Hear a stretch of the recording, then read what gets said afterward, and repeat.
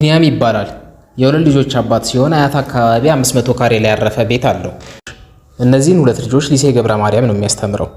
ግዴታ ጠዋት 12 ሰዓት ከቤት መውጣት ሲኖርበት ድንገት ተሳስቶ 12 ሰዓት ከ10 ከወጣ ራሱ መንገድ ይዘጋጋል፣ ይረፍድበታል። ብቻ ምን ልበላችሁ፣ ልጆቹም አርፍደው ይደርሳሉ፣ እርሱም ቀኑ ተበላሽቶ ነው የሚውለው። ከዚህ ልክ ግን ለልጁም ትምህርት ቤት ለራሱም የሥራ ቦታ ቅርብ የሆነ ሰፈር ላይ እንደ ፒያሳ፣ ካሳንቺስ አሊያም አቧሬ ላይ ቤት ቢገዛ ምን አይነት ቀላል ህይወት ሊያሳልፍ እንደሚችል አስቡት። ሳይጣደፍ ከቤት ይወጣል፣ አሊያም ጂም ስፖርት ሰርቶ ወደ ስራው ነቃ ብሎ ልጆቹን አድርሶ ሊገባ ይችላል። ከዚህም በተጨማሪ ከስራው እንደወጣ መንገድ ተዘጋጋ አልተዘጋጋ ብሎ ሳይጨነቅ ቀጥታ ቤቱ ገብቶ ከልጆቹ እና ከቤተሰቡ ጋር ጥሩ ኳሊቲ ታይም የቤተሰብ ታይም ማሳለፍም ይችላል።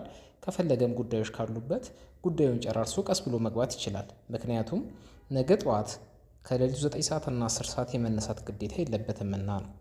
እንደዚህ በከተማ መካከል አፓርትመንት ቤቶችን እንዲሁም የንግድ ሱቆችን መግዛት ከፈለጉ በ0912 78 53 24 ይደውሉ።